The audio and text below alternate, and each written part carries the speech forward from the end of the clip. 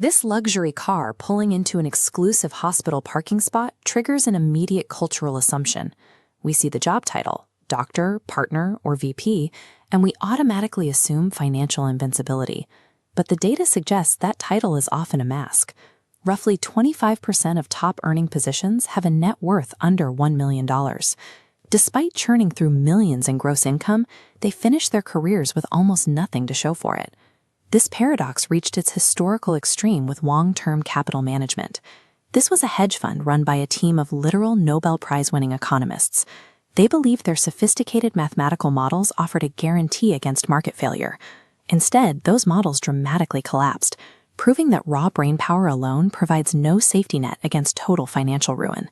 For high achievers, a massive salary acts as an accelerant to dig deeper holes faster. It illustrates the reality that high income and high net worth are two entirely separate concepts. Most people start their financial race at zero, but doctors start in a hole so deep they can't see daylight. They endure a decade of deferred gratification, missing weddings and skipping vacations, while watching their college peers buy houses and build assets. When that first real paycheck arrives, usually in their early 30s, the psychological dam breaks. This post-traumatic broke syndrome triggers an overwhelming emotional need for immediate, visible relief. This graph illustrates the career path of a high earner. The green income line skyrockets into the top 1%, but the red spending line chases it with magnetic precision, teleporting to match it, leaving a net worth of zero despite massive salary. These earners don't go broke on small luxuries. They are trapped by 3 structural upgrades, like prestige housing, luxury car leases, and private school tuition. These aren't one-time purchases. They are new, expensive baselines. In high-status professions, these expenses function as badges of rank. They serve as social signaling mechanisms, used to soothe imposter syndrome and prove competence to high-achieving peers. The assumption that high income will last forever leads to a cycle of extreme spending. Actor Nicolas Cage famously blew through millions on mansions, yachts, and rare artifacts, assuming the next big paycheck would always fix the hole. Buying these visible markers of success turns a high income into a high-stress public performance. It ensures the earner must continue working grueling hours just to survive the lifestyle they've created. This cycle is fueled by the intelligence trap, a phenomenon where brilliant people assume their raw brainpower protects them from bad judgment. High achievers often demand financial models as complex as their own professional work. This leads to analysis paralysis, where they spend years investigating endless details, but never actually take action. We see this even at the highest levels of Wall Street.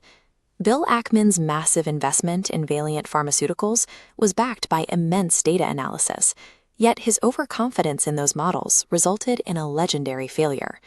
Smart professionals often delay investing because they dismiss basic wealth-building tools like index funds. They assume a strategy that simple couldn't possibly be effective for someone with their level of intellect. Yet the most successful investor in history advocates for exactly that unglamorous approach.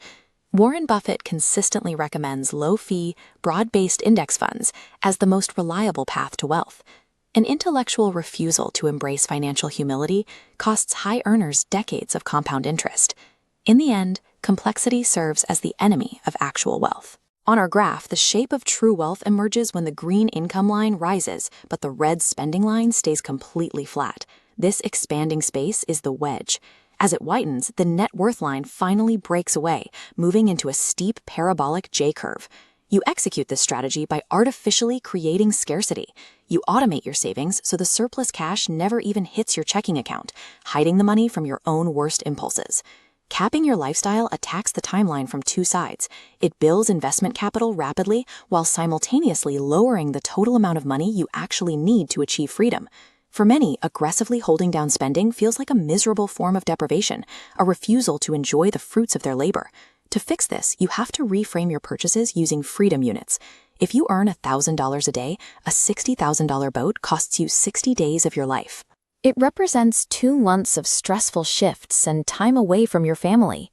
The ultimate luxury for a high earner is the absolute autonomy to say no.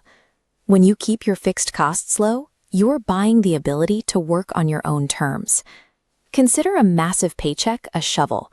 Real success means using that tool to decouple your survival from your job and buy back the rest of your life, rather than using it to bury yourself in obligations.